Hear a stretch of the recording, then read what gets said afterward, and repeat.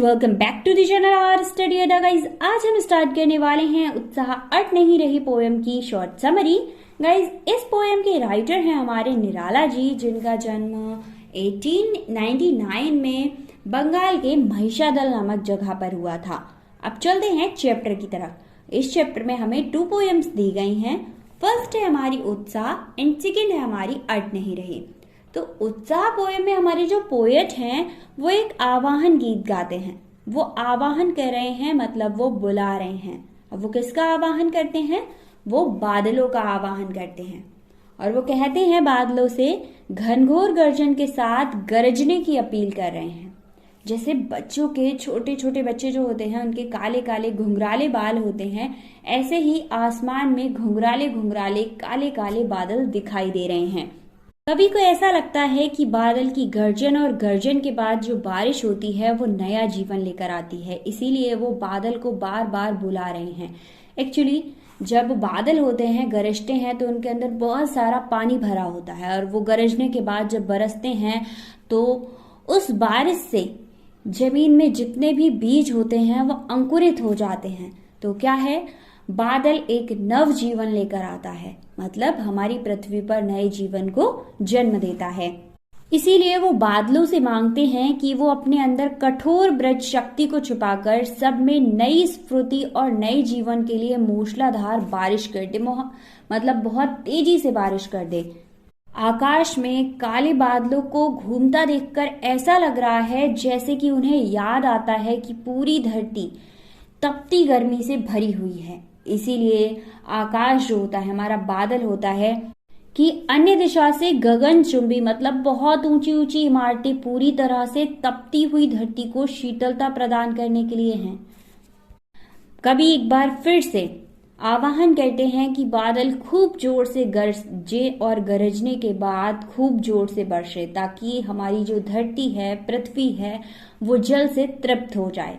उसके बाद आती है हमारी सेकेंड पोयम अट नहीं रही।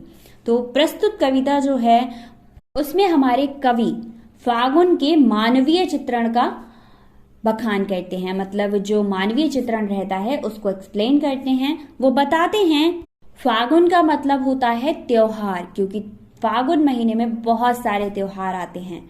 मार्च के महीने में बसंत ऋतु आ जाती है और मार्च में जब वसंत ऋतु आती है तो पेड़ अपने सारे पुराने पत्तों को छोड़ देते हैं और नए पत्ते ले लेते हैं। रंग बिरंगे फूल खिलने लगते हैं, चारों तरफ बहार आ जाती है और उनकी सुगंध से सारा नेचर, सारा वातावरण महकने लगता है। कवि को ऐसा अनोखा दृश्य देखने को मिलता है जैसे मार्च का या फिर फागुन का महीना सांसें ले रहा हो, और सांसें लेने के बाद जो सांसें छोड़ रहा था ना, वो खुशबू भरी सांसें थी, क्योंकि उस टाइम पर फ्लावर्स बहुत ज्यादा होते हैं तो हर तरफ खुशबू ही खुशबू थी। वे चाहते थे कि आप लोग और हम लोग कोई भी इस दृश्य को भूल ना सके, इसीलिए उन्होंने ये पोयम लिखी। मार्च के महीने में, मतलब फागुन महीने में, बाग बगीचे, वन उपवन, ये सभी पेड़ पौधे नए नए पत्तों से, फूलों से लद जाते हैं। कहीं आपका फेवरेट लाल रंग होता है तो कहीं हरे रंग की डालियां होती हैं। कहीं हरे रंग की डालियों पर लाल रंग के फूल होते हैं, गुलाबी रंग के फूल होते हैं और डालियां पूरी की पूरी फूलों से लदी हुई होती हैं।